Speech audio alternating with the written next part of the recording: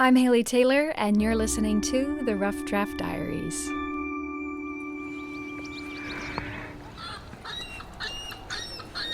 Today on the Rough Draft Diaries, we're exploring yet another museum, but this one is a little different than the one featured in the previous episode.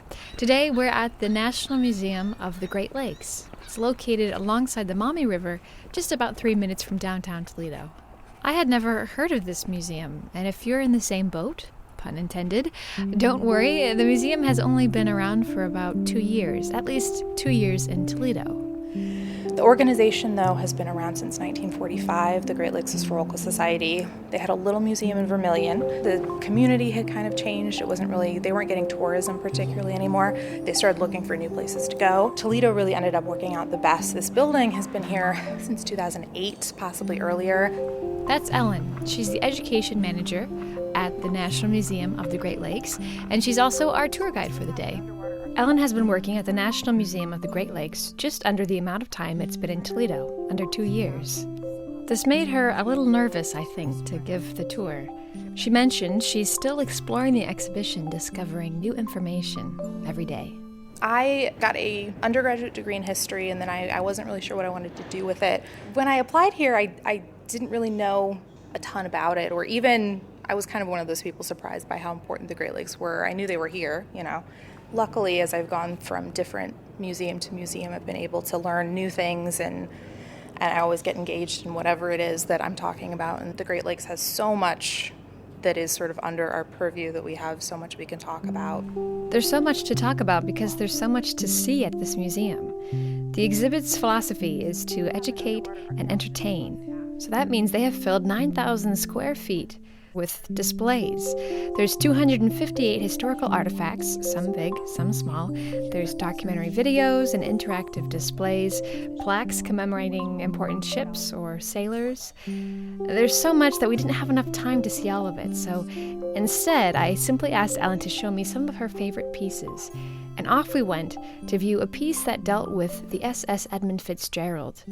The Fitzgerald was an American Great Lakes freighter that sank in a Lake Superior storm on November 10th, 1975, with the loss of its entire crew of 29 people. This was one of the life rafts from the Edmund Fitzgerald, and so she had wooden lifeboats as well, but she was equipped with 2 of these inflatable life raft pods. If water gets high enough, the pod will actually shoot off of the boat and the life raft will inflate in the water. And so these were actually found on the surface of Lake Superior after the Fitzgerald went down. None of them were used because none of the crew was able to get out to use them. This next piece is not really an article, but it's more of a story. The story of one young woman. Her name was Abigail Becker. She was the heroine of Long Point. Long Point is on Lake Erie, on the Canadian side. It was notorious for shipwrecks during the 1800s.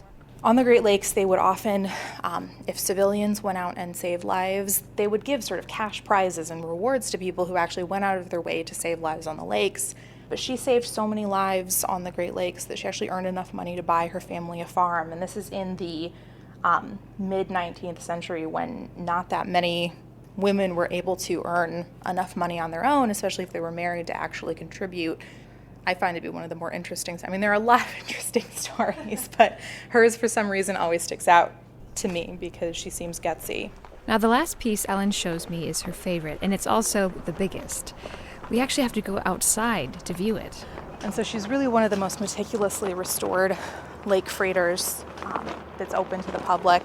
She was built in 1911. Ellen and I are looking at the Colonel James M. Schoonmaker, a lake freighter that is 117 feet tall, has a beam of 64 feet and a depth of over 33 feet.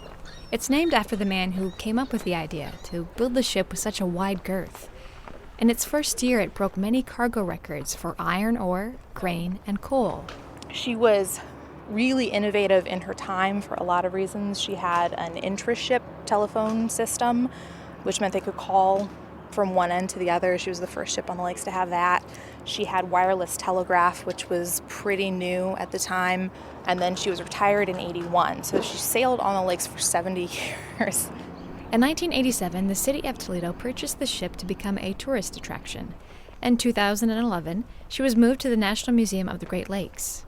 and the ship is still available today for tours as a part of the museum. Now, it takes about an hour to complete the full tour of the Schoonmaker, and I unfortunately didn't have enough time for that, but it was nice on such a beautiful day to look at such a large piece of Great Lakes history and remind oneself about how important these lakes truly are. The Great Lakes has 84% of North America's fresh water. It's this amazing resource that is really unique to this part of the world. Great Lakes really have been so tied into the development of the country as a whole. They were important in really every national conflict we've had. Every really big historical event has been tied back to them in some really interesting ways. Even the development of the Coast Guard, all of these sort of interesting stories in our history, a lot of them have this tie to the Great Lakes that's really interesting, and it's sort of a living thing in a way that I didn't realize it was growing up. I think we don't realize how much of the country's history has sort of been tied to what was happening on the Great Lakes and what was coming from the Great Lakes. I mean, even here, this is just a drop in the bucket of the history of the Great Lakes. I'm Haley Taylor, and thanks for listening to this episode of the Rough Draft Diaries.